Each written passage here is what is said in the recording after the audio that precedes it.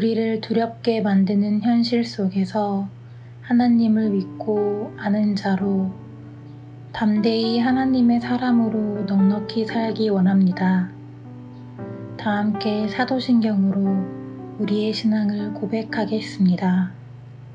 전능하사 천지를 만드신 하나님 아버지를 내가 믿사오며 그 외아들 우리 주 예수 그리스도를 믿사오니 이는 성령으로 잉태하사 동정녀 마리아에게 나시고 본디오 빌라도에게 고난을 받으사 십자가에 못 박혀 죽으시고 장사한 지 사흘 만에 죽은 자 가운데서 다시 살아나시며 하늘에 오르사 전능하신 하나님 우편에 앉아 계시다가 저리로서 산자와 죽은 자를 심판하러 오시리라.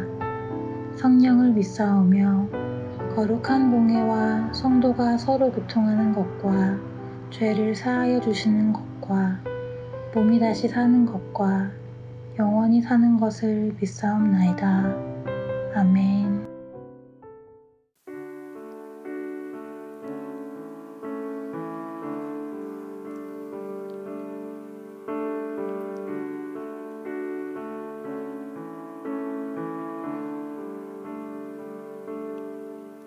주님 내 길을 잘 아시고 내 걸음 아시네.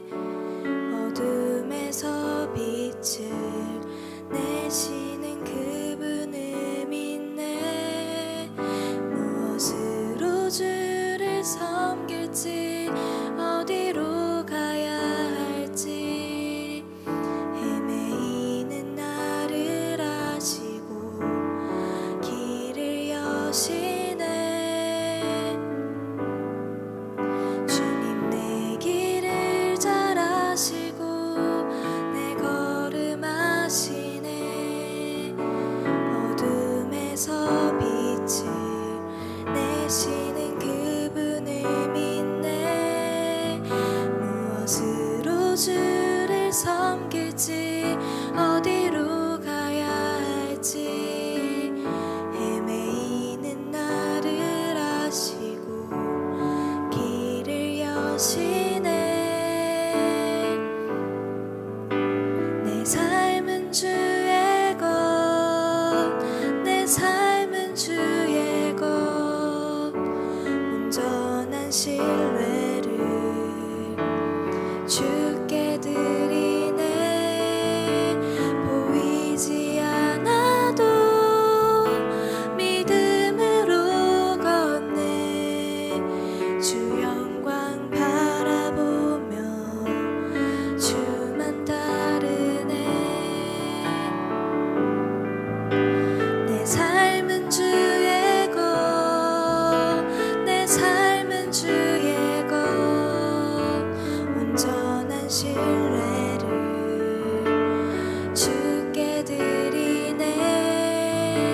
보이지 않아도 믿음으로 걷네. 주 영광 바라보며 주만 따르네.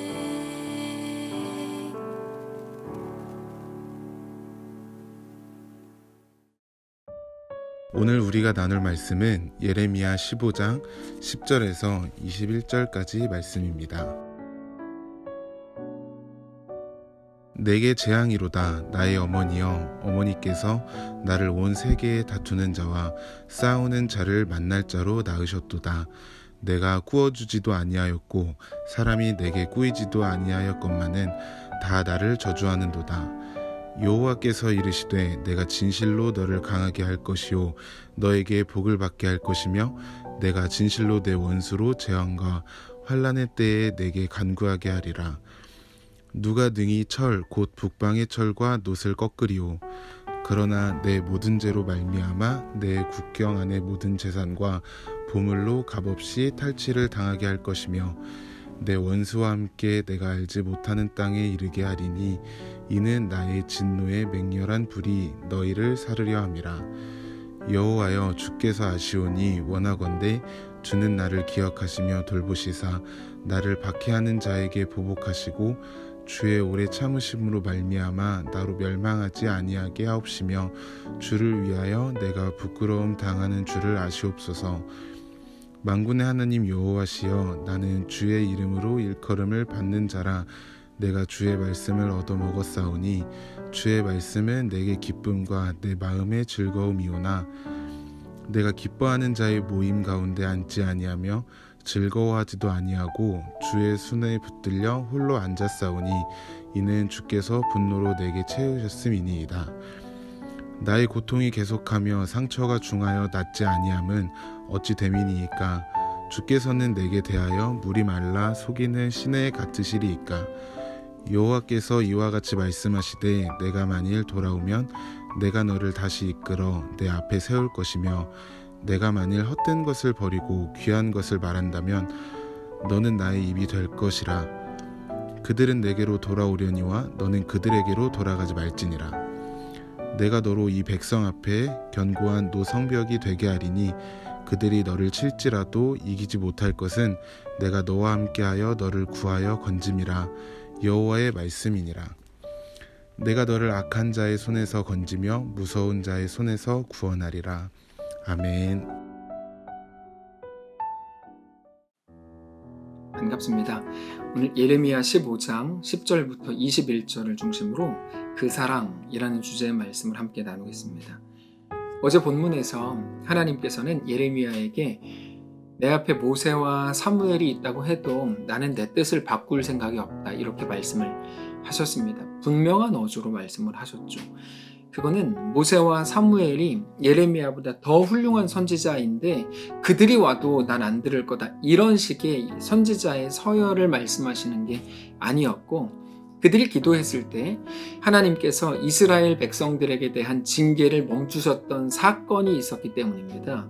그 사건들을 근거로 예레미야가 하나님께 나아가서 유다 백성에 대해서도 용서해 주시고, 그래서 그들에게 대한 징계를 멈춰 주십시오 라고 이제 기도를 했기 때문에 하나님께서는 그런 예레미야에 대해서 야, 이번에는 그때와는 사안 자체가 다르다, 이렇게 말씀을 하시는 겁니다.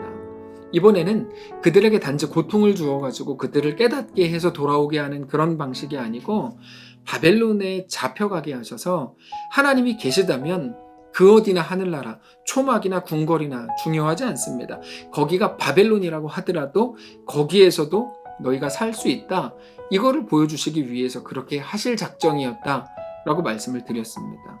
근데 전에도 말씀을 드렸지만 우리는 처음부터 끝까지 내용을 다 알고 역사적인 배경도 이미 설명을 드렸기 때문에 모든 부분을 이해할 수 있지만 그날 거기 그 현실 한가운데 있었던 예레미야는 단지 머리로 아는 것 이상의 깊은 마음의 슬픔이 같이 있었죠. 그래서 오늘 본문에서 예레미야가 하나님께 나아가서 또다시 비명을 지르면서 엉엉 우는 겁니다. 10절입니다. 내게 재앙이로다. 나의 어머니요, 어머니께서 나를 온 세계에 다투는 자와 싸우는 자를 만날 자로 낳으셨도다. 내가 꾸어주지도 아니하였고 사람이 내게 꾸이지도 아니하였건만은 다 나를 저주하는도다. 이거는 우리가 이미 욥기를 통해서 묵상했었습니다. 욥도 자기 생일을 저주하는 내용이 나오죠. 아, 내가 왜 태어난 거야? 우리 어머니가 나를 낳기 전에 내가 죽었더라면 내가 태어나지 말았어야 되는데, 막 그러면서 자기 생일을 저주하는데 예레미야가 그런 겁니다. 이렇게 아프고 슬프고 고통스럽고 가슴 아플 거라면 내가 태어나지 말았어야 되는데 내가 태어난 것 자체가 저주 아니야? 이런 말을 하고 있는 겁니다. 그때 하나님께서 대답을 주시는데 하나님의 대답을 보면 앞뒤가 맞지 않는 것 같은 희한한 대답입니다. 먼저 11절을 보시면 여호와께서 이르시되 내가 진실로 너를 강하게 할 것이요 너에게 복을 받게 할 것이며 내가 진실로 내 원수로 재앙과 환난의 때에 내게 간구하게 하리라. 그러니까 분명히 내가 너를 강하게 한다. 내가 너에게 복을 받게 할 거다. 내가 정말로 네 원수를 내 앞에 무릎 꿇게 하겠다. 이렇게 말씀을 주신 거죠.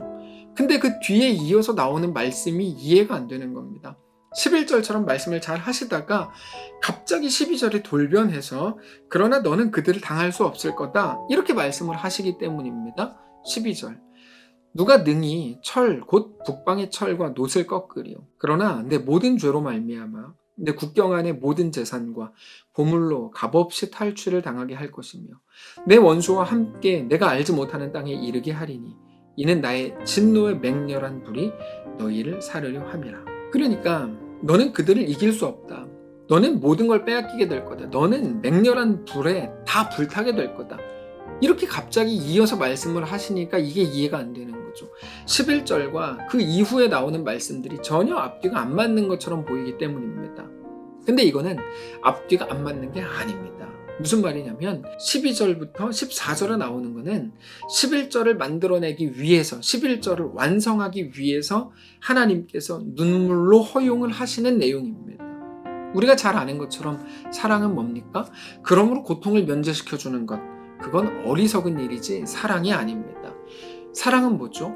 오랜 견딤이죠.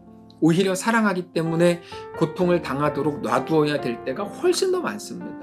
사랑하기 때문에 아이를 학교에 보내는 거고, 사랑하기 때문에 운동을 하라고 말하는 거고, 사랑하기 때문에 거짓말을 했을 때는 호되게 혼내는 거고, 사랑하기 때문에 더 잘 되라고 가르치고 말하는 겁니다. 그게 사랑인데 그게 오늘 본문에 나오는 하나님의 행하심이라는 거죠. 근데 하나님의 그 대답에 대해서 예레미야가 어떻게 하죠? 그럼에도 불구하고 계속해서 용서해 주십시오. 고통을 면하게 해 주십시오. 제발 하나님의 마음을 바꾸어 주십시오. 거둬 주십시오. 이렇게 간구를 합니다. 15절 여호와여 주께서 아시오니 원하건대 주는 나를 기억하시며 돌보시사 나를 박해하는 자에게 보복하시고 주의 오래 참으심으로 말미암아 나로 멸망하지 아니하게 하옵시며 주를 위하여 내가 부끄러움 당하는 줄을 아시옵소서. 만군의 하나님 여호와시여 나는 주의 이름으로 일컬음을 받는 자라. 내가 주의 말씀을 얻어먹었사오니 주의 말씀은 내게 기쁨과 내 마음의 즐거움이오나 내가 기뻐하는 자의 모임 가운데 앉지 아니하며 즐거워하지도 아니하고 주의 손에 붙들려 홀로 앉았사오니 이는 주께서 분노로 내게 채우셨음이니이다. 나의 고통이 계속하며 상처가 중하여 낫지 아니함은 어찌 됨이니이까. 주께서는 내게 대하여 물이 말라서 속이는 시내 같으시리이까. 하나님께 불평하죠. 내가 주의 말씀 받는 게 너무 행복했고 기뻤는데 하나님이 나를 망가뜨렸습니다. 백성들을 안 바꿔주시면 내가 망가지는 것과 같습니다. 뭐 이런 말이죠. 근데 여러분 우리가 잘 기억해야 됩니다. 예레미야는 지금 사랑이라는 것을 근거로 해서 그러므로 고통을 면제시켜 주십시오라고 얘기하지만 하나님은 완전하신 분이고 예레미야는 그렇지 못한 연약한 인간이기 때문에 사랑의 방식이 다를 뿐입니다. 사랑하기 때문에 자기 자녀를 훈계할 수밖에 없는 부모의 심정이 어떻겠습니까? 그러면 우리 이렇게 질문할 수 있죠. 예레미야는 몰랐구나. 예레미야가 지금 눈물 흘리고 기도하고 있지만 다 헛된 거구나. 몰라서 저렇게 하는 거구나. 그렇지 않습니다. 예레미야의 이 눈물의 기도는 뭘까요? 하나님의 마음을 알지도 못하는 철부지 같은 기도일까요? 그렇게 말할 수 없습니다. 예레미야는 이 눈물을 통해서 하나님의 마음을 더 깊이 알아가는 중입니다. 여러분 우리가 신앙이 무엇인지 정답처럼 외우고 있을 때 우리는 아무런 감정도 없고 공감도 할 수 없는 기계가 됩니다. 하나님이 원하시는 모습이 아닙니다. 누군가의 실패를 보면서 너 괜찮은 거야. 다 너를 위해서 하나님이 허락하시는 거야. 당연히 맞는 말이겠죠. 그러나 거기에는 어떤 울림도 없고 어떤 감동도 없습니다. 맞는 말인데 거기에는 하나님의 마음이 없습니다. 하나님의 마음은 뭐예요?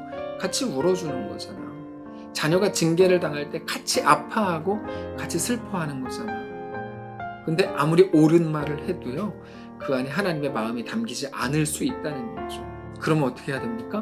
누군가 아파할 때 예레미야처럼 같이 울어주는 것이 신자의 모습이라는 겁니다. 물론 우리에게는 누군가의 문제를 해결해 줄 방법도 없고 능력도 없습니다. 같이 울어줄 수는 있죠.